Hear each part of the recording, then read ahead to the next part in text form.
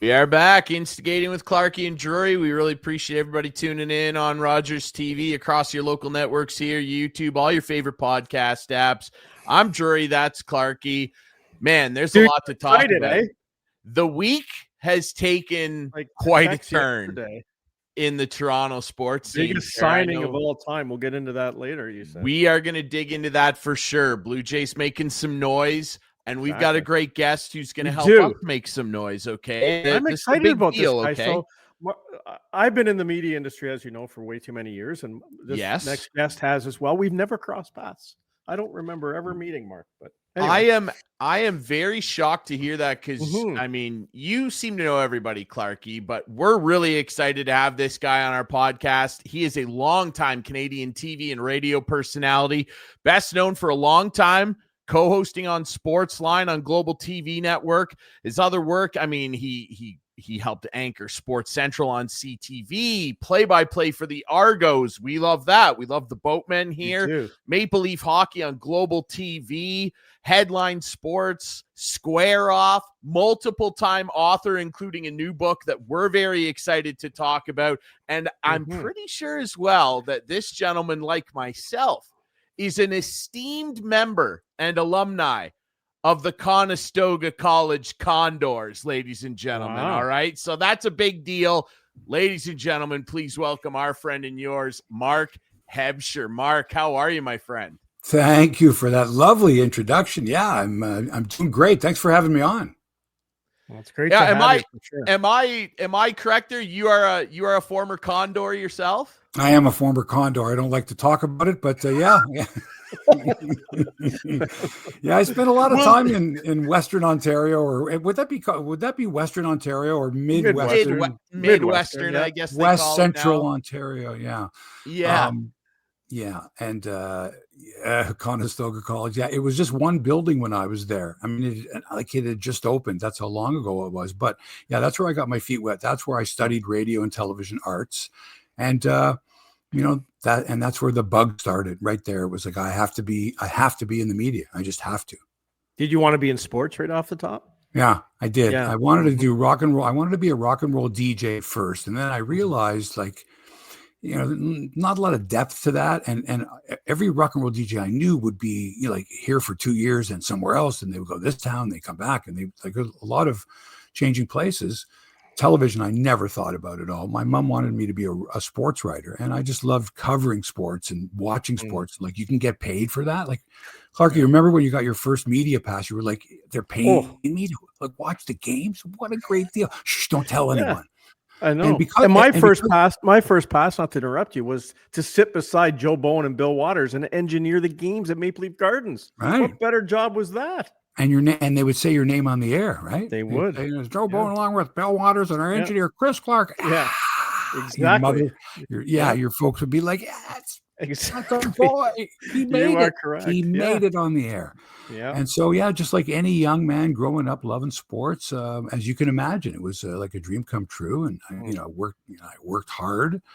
I wouldn't say, physically hard, like someone who had a manual labor, but there's a lot of late nights and weekends and eating bad food and being on the road and keeping weird hours and, some stress when it came to things like the ratings. Not that much, but, especially nowadays, I think, a lot of people are looking over their shoulder in the media business. And I write about that in the book. It's not as stable as it once was, because it used to be, everybody you knew had been in the business for years and had a bright future, at least, or didn't seem to be on the chopping block. It just didn't work that way back in those days. So let's get right into that. Why do you think that is? Let's talk about the book. Yes. Well, that's a lot there, but as far as media today versus, the reason I wrote the book was because I felt that I was part of the golden era of sports media. And by that, I meant that the coverage was extensive, but it was balanced, and you knew who the good sources were, and the good sources were obviously the people that had access to the players and the coaches and all of that information. Reporters, seasoned or young journalists, but people that knew how to do a story. And then as time went on, the teams sort of started taking over the narrative and saying, you know what, we've got our own PR department here. We're going to tell you who we think you should talk to. And unless the reporter really pushed back and said, no, we got to hear from so-and-so, then, the team would sort of start to take over that area of public relations and say, look, if you want to comply, you get all the access you want. In fact, I'll call you and I'll tip you off before your competitors. But if you're going to start to make noise and you're going to start to give us a hard time about they should trade this player or fire this coach, or you start writing negative or saying negative things about us, so we're going to put our foot down. And I detail a lot of those instances in the book where the podcaster was basically told, you are going to comply because you're a rights holder or something to that, or we're going to make your life miserable. Happens a lot. Okay, I'm just going to. Could you work in that kind of environment? No, but that's easier for me to say I'm retired. Mm-hmm. Yeah, no, I know. But if I had a young family, yeah, because what other options do I have? What, people think that if someone gets let go at Sportsnet, somebody really good, and there have been a lot of really good people, that immediately TSN would just go pick them up. There's you see it on social media. Oh, that's it. That person's good. And I could name tons of people. Arash Madani. I could mention, of course, off the top of my head, I can't think, but like people like Corey Warren, people who more recently, were told, sorry, that's it for you.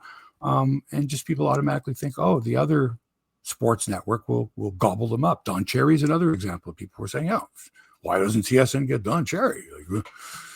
So, it makes more difficult to enter the business and more difficult to keep your job. And if you want to keep your job, you're going to have to toe the company line. And because the company owns the team and the media that you work for and the building and the rights, and they basically own you. And so now the teams will tell you who they're going to bring out for you to interview. And that's pretty much the way it is. Hence the reason why ratings are down, why these media companies don't seem to want to put any money into sports radio. It's just at times, I love Overdrive. I love the morning show on TSN. But besides that, I can't listen to anything else. I just can't do it. Yeah, no, it's very different now. And, a lot of radio is built for podcasting purposes. We don't need to be too detailed as far as what time it is. Let's have this live. And if people miss it live, my stepson, man, he listens to Overdrive like the next day. Yeah. I'll say to him, it's on live in an hour. He's going, live? What's that? He doesn't listen to the radio in the car. He listens to it at his leisure every afternoon when he gets home from school. He listens to Overdrive from the day before. Mm-hmm. Yeah. Figure that, but everyone's got their own style and pattern. So if you're putting programming together and someone says to you, look, this has got to go on several platforms. It's not just for radio. It's got to go on the net, and it's got to go digital because people need to be able to download it. And so now you're doing a different type of reporting, whereas before it was just, Chris, it's radio. Just get the sound right. Don't worry. There's no pictures to worry about. Joe doesn't have to tie his tie up or any of that stuff. No details in there. Don't worry about the spelling. There's no spelling. This is just radio. But if you're now a reporter and you're on the multi-platforms, the spelling has to be correct. The lead-in has to be written a certain way. It has to be presented in a certain format. All that stuff. And that's up to the one person who before would just open their mouth and speak. Mm-hmm.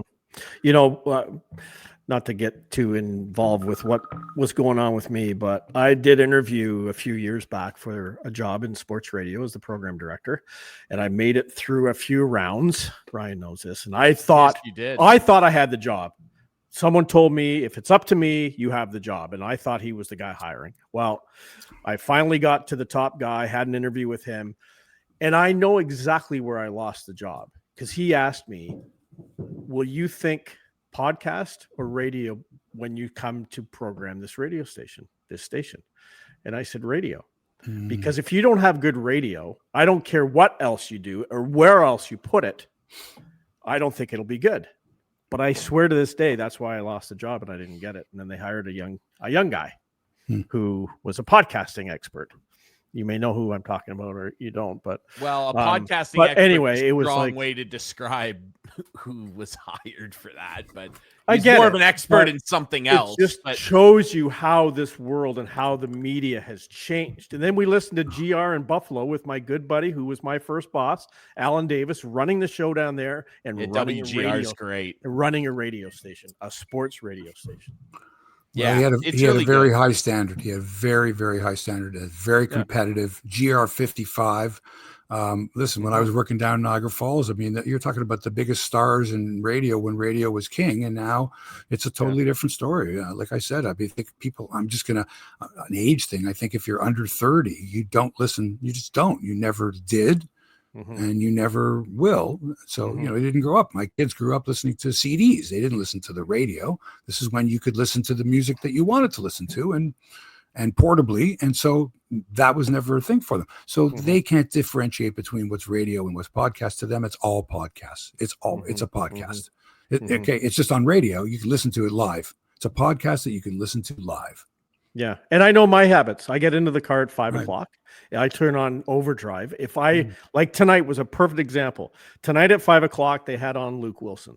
I didn't want to hear football talk. I wanted to hear the guys talking about the hockey game last night. So I went onto my YouTube Music app and I listened to the first hour, an hour late, and they were talking about the hockey game last night. There you go.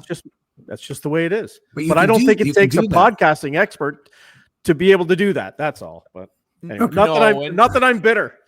Well, no, and I think that like accessibility to stuff is great. It's just the way it's packaged is certainly very different. Mark, I'm glad you kind of brought up, talking about CDs, right? Because I wonder, I mean, the book is called The Rise and Ruin of Sports Media. And with something like CDs, which turned into downloading, we've read a lot over the last couple decades about the rise and ruin of the music industry. And they found, I think what most people would call a cheap backdoor way, as the music industry does, to bounce back from that. But now you're seeing the return and the rise of vinyl. Like vinyl sales are the highest they've been last year since 1983. And so when you look at something like that, I wonder, do you feel that there's a way that sports media in this country can bounce back in a similar fashion, and how?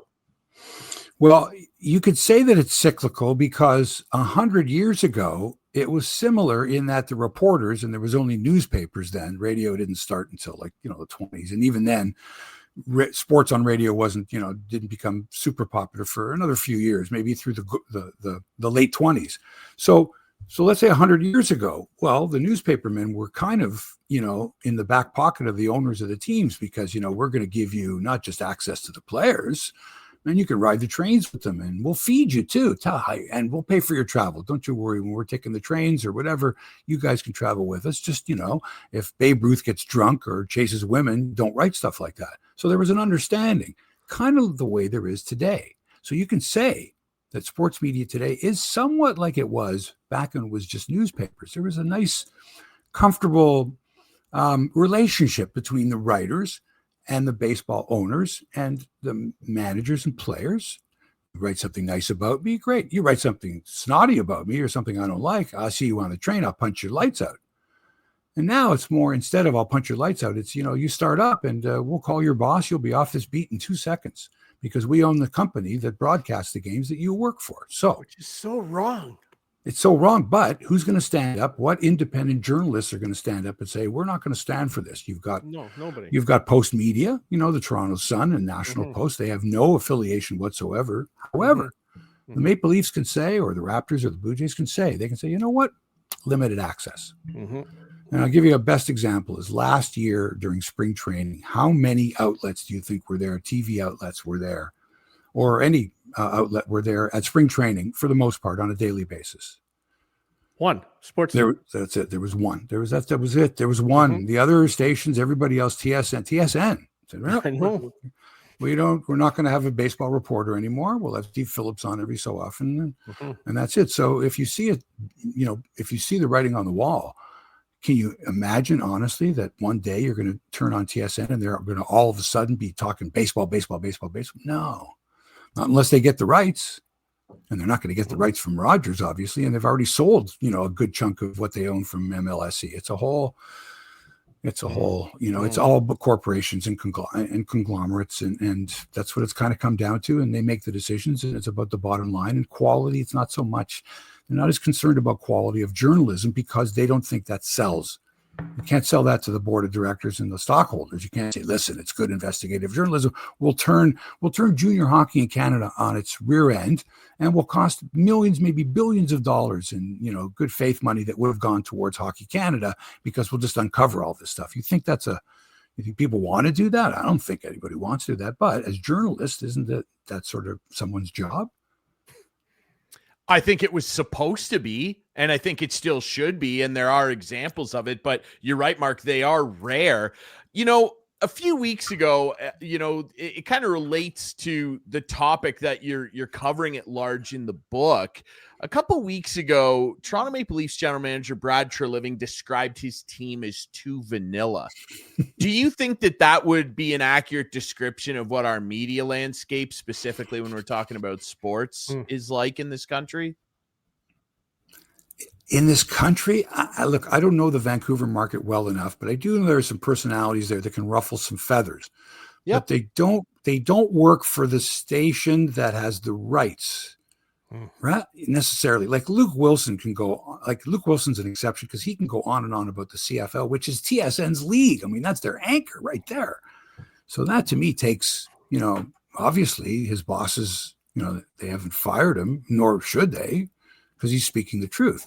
But he has more of an opinion on the CFL than other broadcasters do about the sport they cover. Somewhat because of the team, they have a relationship with the team that might be a little more, closer than other relationships. And also the fact that in the structure that we have today, ultimately if someone gets upset and they can get you fired or get you moved or your contract not renegotiated or something, that happens a lot. And there's a lot of that has to do with diversity as well. You've got brand new sports leagues for women that have just, exploded. The National Women's Soccer League just had their championship. They drew over 1 million people on television. That's remarkable. The WNBA is coming to Toronto. Sorry, I'm from Toronto. That's a huge league. And you've got Canadian Pro soccer, women's. You've also got, of course, the PWHL, which is rebranded, but now seems more solid. It's got teams in Vancouver and Seattle. So it's got that West Coast rivalry, and they're going to expand. And there's a big demand for this. And so more and more women are getting into broadcasting or interested in broadcasting or sports media because of all this availability. These are sports that they grew up playing and watching, just like boys did with the hockey and basketball and football. And there's opportunities and there's scholarships available, because in the United States, you've got to offer the same number of scholarships to women as you do men. That's Title IX. So there's tons of sports where it's opened up over the years. And now these sports are being broadcast. And who's doing the broadcasting? The females, the ones that grew up wishing that they were Cassie Campbell Pascal, analyzing NHL hockey. Well, this is women's pro hockey. This is a big stuff, and it's on television, and it's perfect for the media. So there's all these opportunities now. Digital. I mean, if you said to me, is the game on TV? I said, no, but you can get it on YouTube, or you can, no problem. It doesn't matter to me if it's on conventional television. If I can get it, I can get it. How do you think I watch my stepson's hockey games from Thunder Bay or Cam River or Elliott Lake? Because they're all broadcast in some way, shape, or form. So we're used to this. We're just used to seeing it. We want as much information as possible. We want to be on the inside. But if that message is being controlled by the ownership to say, look, no questions about our finances, or we don't want to hear nonsense. You think that this player should be traded or this coach should be fired. We don't need that. We've got our own in-house people that work for TorontoMapleLeafs.com or the NHL.com. They're not journalists, they were journalists, or they might in some other life be a journalist, but when they're working that job, they're public relations. They want stuff about the league and stuff about the team to be positive. There are no ruffling any feathers. And that's why when you hear these press conferences, the first question is usually always by someone who works for the team or the league, right? Mm-hmm. It's not the reporter going, hey, what happened in the ninth inning? inning there. It's explain what happened, if you don't mind. Could you let's go through the ninth inning. It's a little more, because it's sort of a staged press conference. It's the dog and pony show. We're going to bring out these two players. We're not going to bring that player out because he screwed up. We're not bringing Isaiah Kiner-Falefa out here to say, you didn't get the right lead. No chance. So access is a big thing, and the teams will tell you who gets access and who doesn't get access.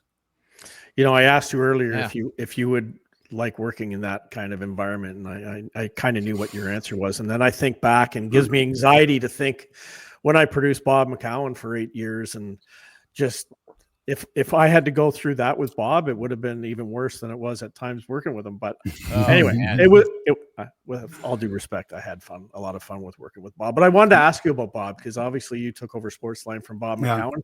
Is he a guy you looked up to? I loved Bob. Honest to God, still do. I mean, he's, I don't want to say he became a recluse or whatever, but he had certain issues and all that. The thing with me was I loved him, and he got me started really in sports and in radio, taught me a lot. But circumstances just happened whereby if Bob was in hot water with his current bosses, on 2 occasions, the bosses said, can we get anybody that's as good as Bob? And the answer was no, but Mark Hebscher's pretty good, and he's learned from Bob, and he's kind of a lot of what Bob has, and he's cheaper than Bob, right? And so that's what happened with the first iteration of his radio show, Talking of Sports. Yeah, because I was his producer, and I go through this in the book. I was his producer, but I wanted to be a sportscaster, and and I wanted to branch out. I was pretty young, my early 20s, and so. It's not that Bob didn't forgive me. I think he felt that, maybe I was disloyal to him or whatever, but I think he understood after a while. He did, in fact. But, it's sort of like, you're a big brother to someone, and then they go away, and someone else becomes their big brother, I guess. So, and then we had gotten back together. And then when he wanted a new contract at Global on Sportsline, I think they said the same kind of thing happened. And they said, we can't afford to pay for Bob or whatever, but there's this Mark Hebscher he's on the radio, and he's pretty good, and he knows Jim Taddy, and we could put the two of them together. That might have been what happened when they couldn't come to terms with Bob.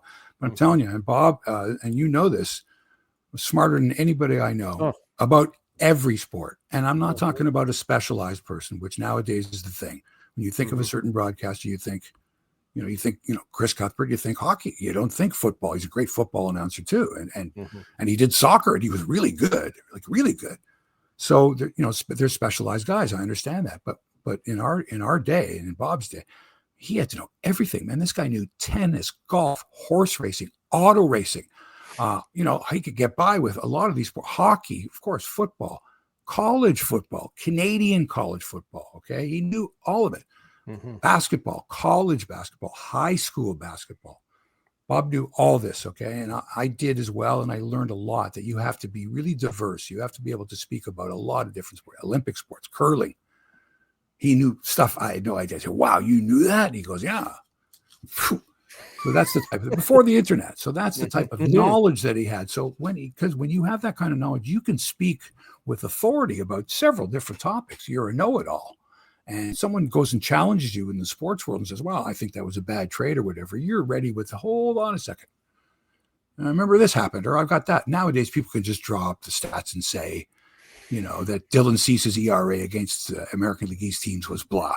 But there's no context to it, right? There's the history of it. Like that was all in one game or whatever. And see, Bob had that, and he would explain that to me as well. He says, you can't just throw a stat.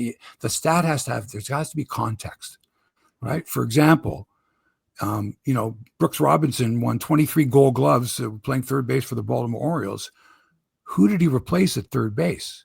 Right? So there's sort of a context there. Like, okay, he's got the record, but who was the guy that he took over from? Sort of the Wally Pipp thing with Lou Gehrig. And these are the little nuggets that would fill in the story and make it more than just about stats, the colorful little anecdotes and the nuggets, and this was his nickname, and that makes for good storytelling, which is really what sports is all about.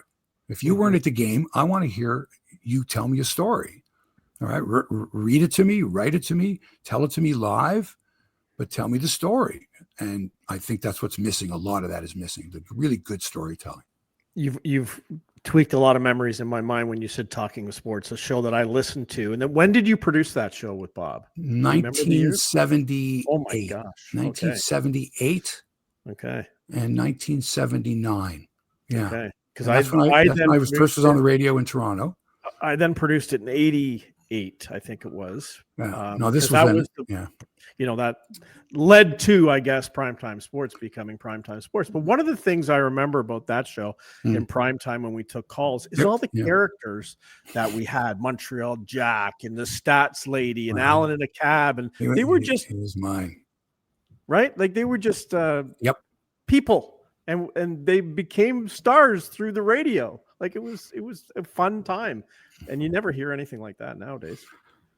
Yeah, I don't know who it was that said, I don't want to hear from Vito in Woodbridge, or I don't want to hear from Bill in Scarborough because they're just fans. And I always thought, no, this is what you do want to hear. This is what you want to hear because you're going to agree or disagree. You're going to go, that guy's an idiot. The radio station's called The Fan. Right. And so whoever, listen, didn't McCowan used to have an hour of just open phones? Okay. 4 to 5 every day. 4 to 5. It wasn't enough. It wasn't enough, especially. But the thing is that you're right. The recurring characters, which have worked on every other successful show. Howard Stern has had the same recurring characters for like 50, 40, whatever it is, years. That's build those characters, right? And Bob had them all like years in the 70s. He had these characters, like Orest and Claude DeMalfachuk. The DeMalfachuk brothers from Dothan, Alabama. They owned a bakery. He would come up with these like names and whatever. And, oh my God, it was hysterical.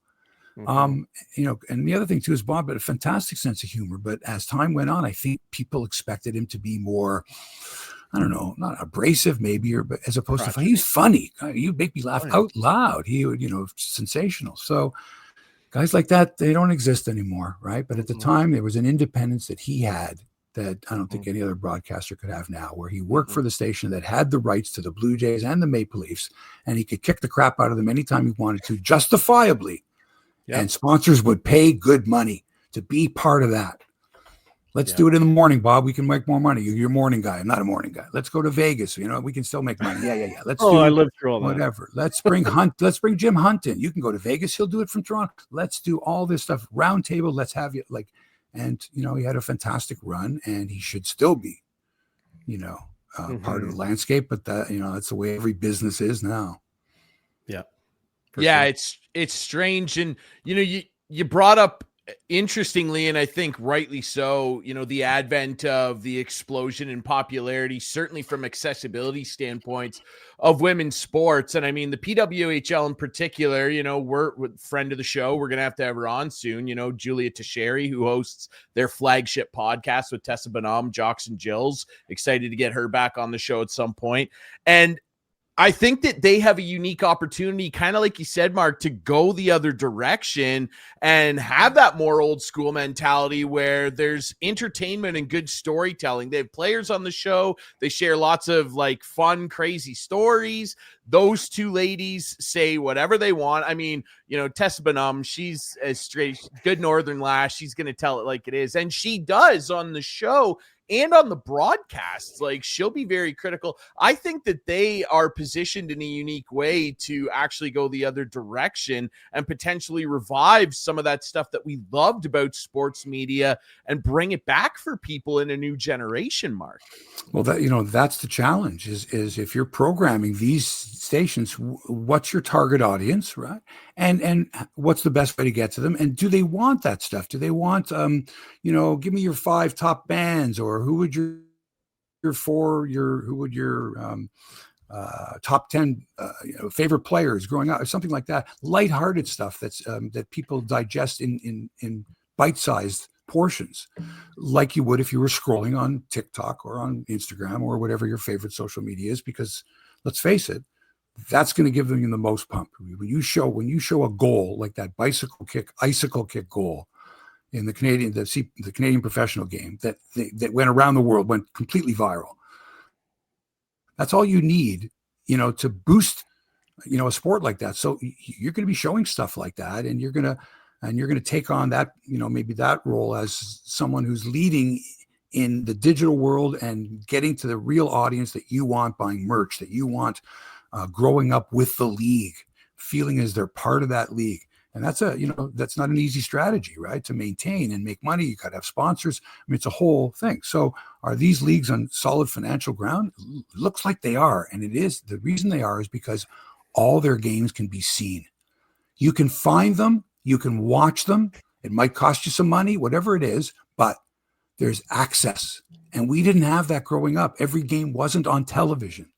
And now it's demanded. And so if you're running a brand new league and you've got a good base and you've got good solid franchises, man, you want to pump that league as much as you can. And if the girls want to do, can dances in their pajamas while they're promoting Teddy Bear Night that's coming up Friday night, yeah, beautiful. If you're going to be doing a bake sale and you want to, show off your baked goods, terrific. You're going to take pictures. You're going to send it out there. Come on along. Come meet us in person. And that connection is going to, that base is going to make this league even better because all the games are on TV. And you might see yourself on TV at one of the games or up on the big screen if you go to one of the games. Because now when you go to games, it's an immersive experience that you can share with all your friends instantly on social media. Look at me, I'm at the game. It doesn't have to be, I need to read a reporter or some other person tell me what went on. I was there. And I'm going to tell you and all my other friends, here's me and John Tavares, click. Hey, here's my seats, click. Here's the food I was eating, click. Look at this new sandwich, click. Look what I was wearing, click. And that is the news that your friends, that people want to see. That's what they want from the game. Not so much what somebody wrote about that was sitting in a press box. Mm-hmm. How you doing for time? Are you okay for time? I know I told you about 30 minutes. Are you okay? Good. Yeah. Okay, perfect.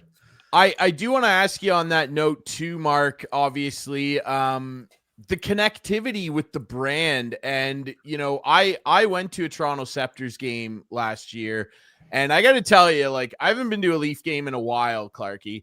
The bang for buck on offer at that game, I couldn't believe it. Like, I left with my jaw on the floor. It was unbelievable. It was packed. They had people standing. They have that Canadian deck, Enrico Coliseum. Are you telling me it was better than when I went to Game 6 or Game 5 between the Panthers and the Leafs last year and saw them lose 6-1? Yeah, it was. Okay. It was, and I'll tell you why. You probably didn't spend as much as me either. Well, not because of the result of the game, Clarkey. I mean, the Scepters won. It was amazing. The atmosphere that you got for that $1. The beer wasn't $25 for a tall boy. The merchandise, well priced.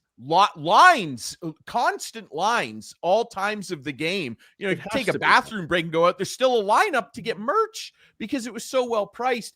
And after the game, like the team, they always have, girls minor teams come and like they give them free tickets for their team. You can apply. It's basically a lottery. And after every home game, I was blown away. The team comes out and signs autographs for them.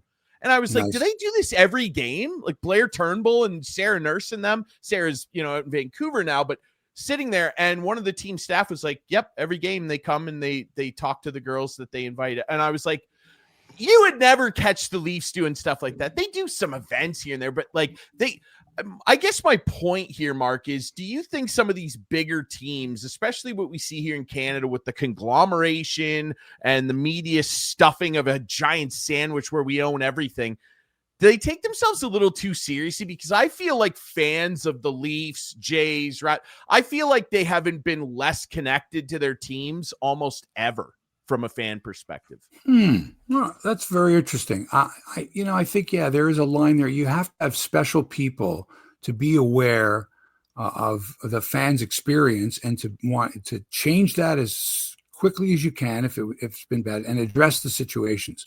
And look, winning certainly helps a lot. I mean, that's the common denominator. You could be playing in a stinkhole of a place where seats are bad or whatever. I never heard anyone complain when they were winning World Series in 92, 93, that if you sat in a certain place in Skydome, you had to crane your neck just to see home plate. But, but of course, as time goes on and our experience at the game, because of what we're paying for tickets, becomes different. And now you're looking at different things. And I agree. I was at a Vegas Golden Knights game a couple of weeks ago, and I could not believe the atmosphere there. It was phenomenal. It was nonstop, on your feet. Is that me on the screen? Like constantly, you're looking for yourself on the screen. It was a show. It was just a whole show.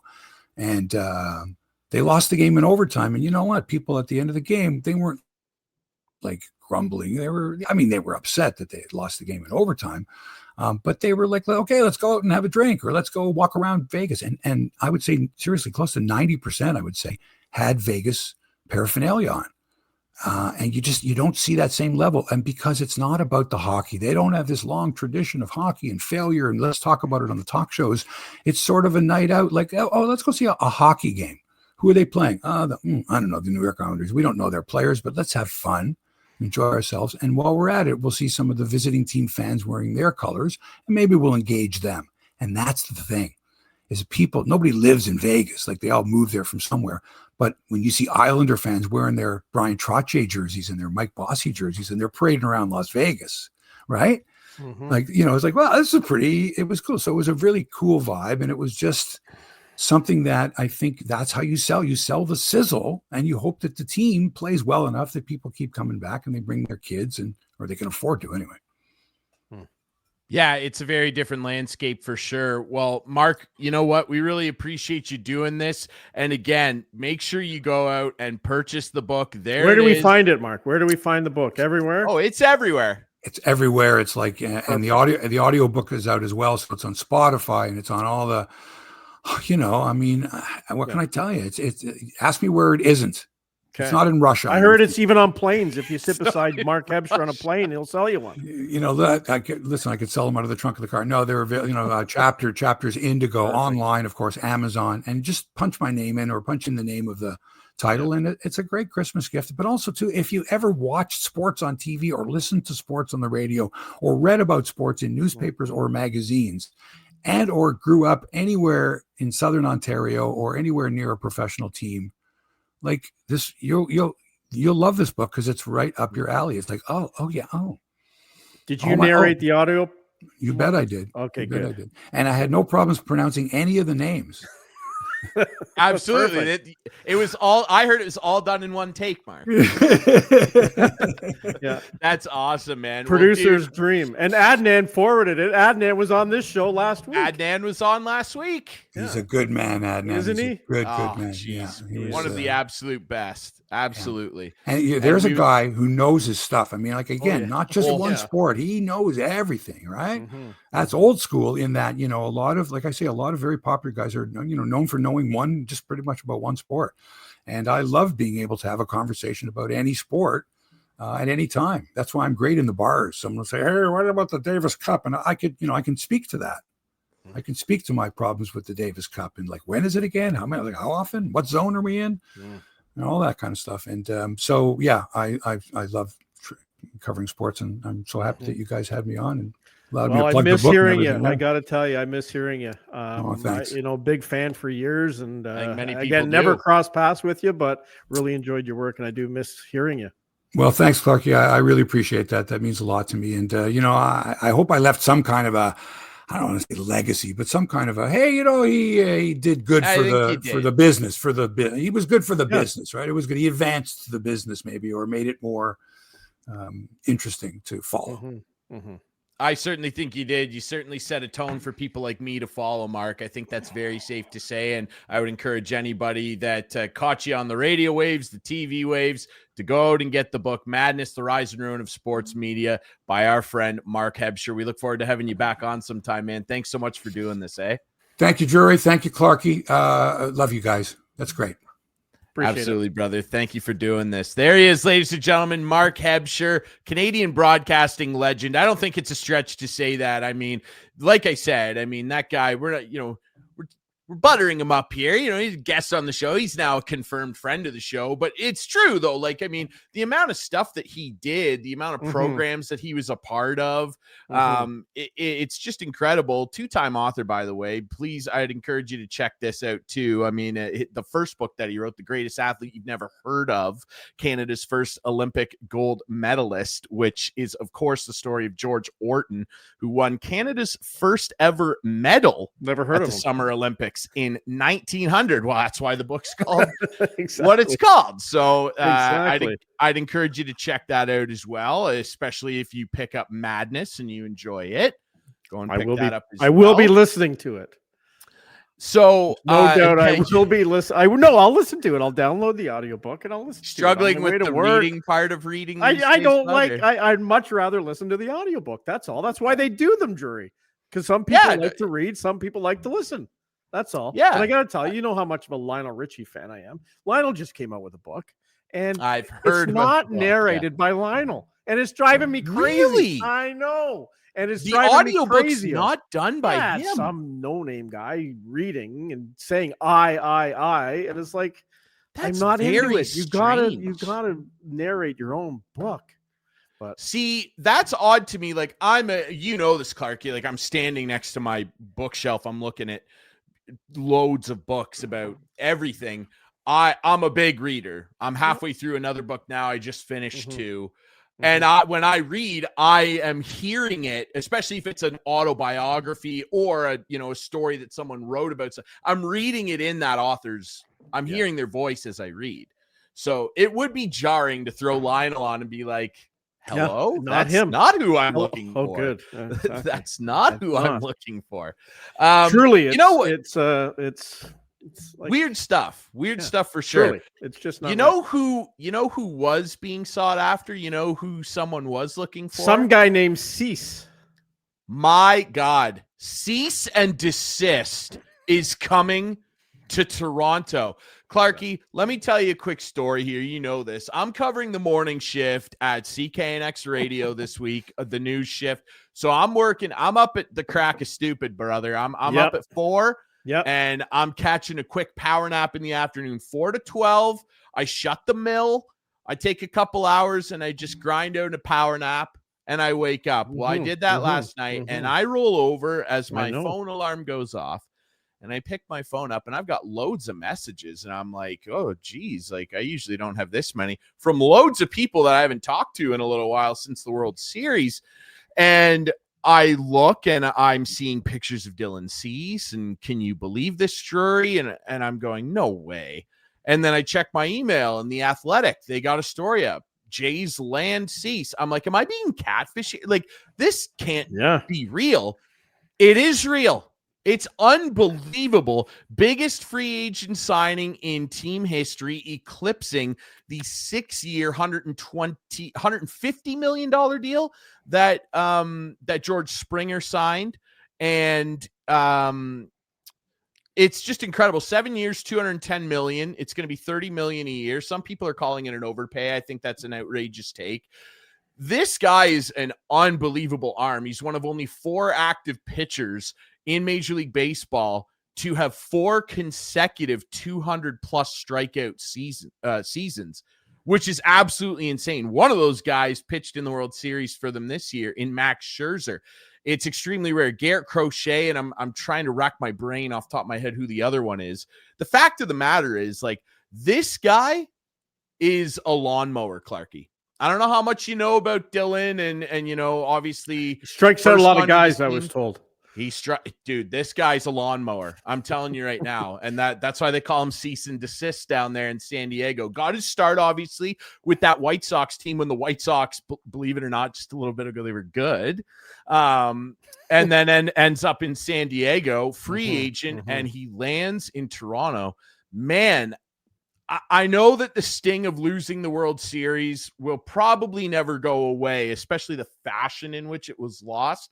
However, to turn around, I said, when we had our good buddy on here, Rob Longley of the Toronto Sun, longtime Jays beat reporter, that episode where we broke it down, which, by the way, has thousands of views on YouTube. We really pissed off some Dodgers fans, man. Like, I see that. It's our most watched episode ever. Like, people were watched the whole episode too. Like, people were not happy with some of the takes we had, but that's great. We love it. We appreciate new viewers. We appreciate you watching.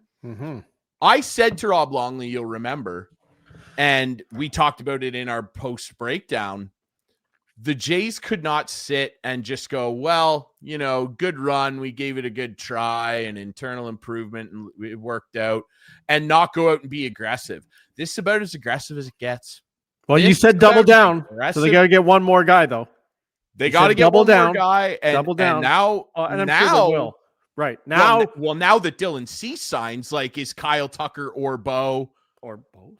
Or both? Like, I think that's not plausible. I think they're ready for Bo to move on. I really do. I think they have other plans and maybe bring in a second baseman. They have some trade bait now, maybe. I still think they need a closer. I don't want Hoffman as the closer. I just don't. I think there's better closers out there, and they need to go get a better closer. I think that they can go and get one. And I think that it's interesting too.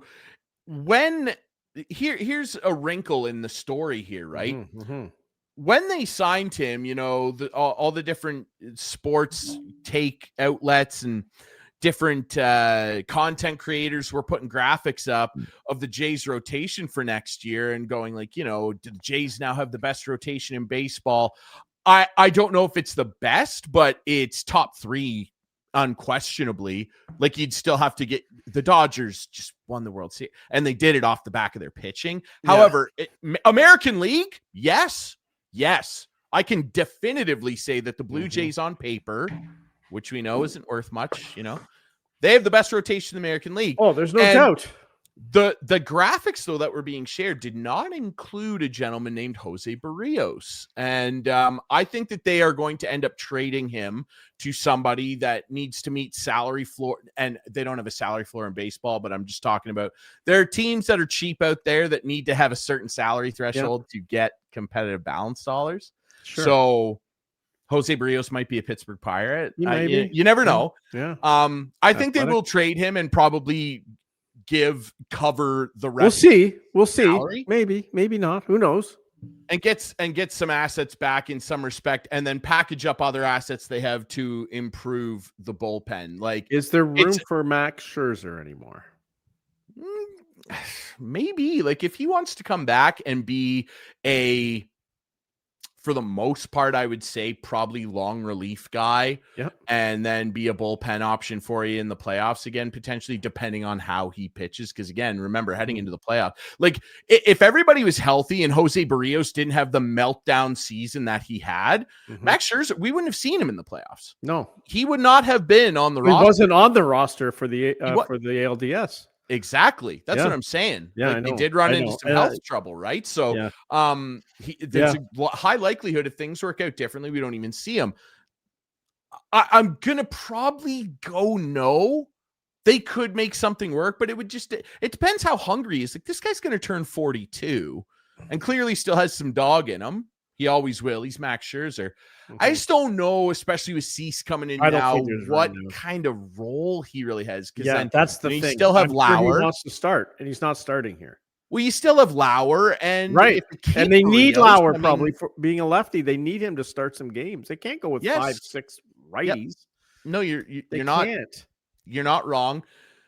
All that to say, what an incredible signing! Like, what an incredible signing! I didn't even have this on my radar. I didn't think that they would dip into the starting pitching market like this. Yeah. He's really good, Clark. No. I mean, I never heard of him coming to Toronto. I never heard that. Okay. That's what I meant. Yeah, I never heard. Right. Well, I didn't either. Like, did anybody hear any whispering? Like, good job by Ross and Dylan's agent and everybody keeping this under wraps. I heard zero whispers. Is he a Boris guy? He is, and they say that's one of the earliest Boris signings ever.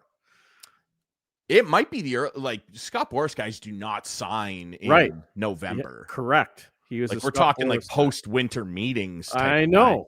So it's really incredible. What clearly happened is the Jays ponied up the cash and said, "We'll give this to you right now. You're looking for 200. We'll give you 10. We'll give you 210." I wonder if their strategy is let's get this guy, and then Bo will say, "Holy crap, I got to come back." Bo or Kyle Tucker, somebody, maybe because you set up a starting rotation like that, and as an outfield player, and I would term Kyle Tucker an elite outfield defender. I know that his numbers this year were a little all over the place with the uncertainty of playing with the Cubs and not really knowing where he was going to end up. Those big years with the Astros, elite outfielder. And you see something like that and you're like, I'd kind of like to play in that outfield and play next to a Gold Glove potential numerous times in his career guy in Dalton Varsho and feel really sheltered with how good that outfield can be defensively and look at this pitching staff. And Look, man, I don't know. Am I starting to become a Ross Atkins guy? Like, sounds like it. I don't know. Like, you can't sit here and that was like, a good. No, you know what? Hey, last year we sat here criticizing them because they didn't seem to be doing anything we liked. Well, already, and we're not even out of November. Already, they've done something we both like. So let's hope it continues. A legitimate landmark signing, like that's what I would call this. Like Dylan Cease. Cease, I would call him a top 10 pitcher in baseball. Yeah. And when he's at his best. Yeah. Well, good. And we talked about the amount of money this team made in the playoffs. And they better put it back into the team. And they're showing already that they are. So good. At least good a on chunk of it. Yeah. It's hey, I mean, again, like when you come off losing in a series final, a championship final in a sport, this is about as positive of a bounce back from that as you can have. Mm-hmm. Like we lost in the final, and now we're going and getting an uber superstar level pitcher. That's about as good of a result as you can have coming off a loss like that. Yeah. And it's got to keep up the doubling down. And again, Blue Jays media, your guys, if you want that for free, you can have it. It was internal improvement this year. Now it's hashtag double down. You can have that. Okay. Yep.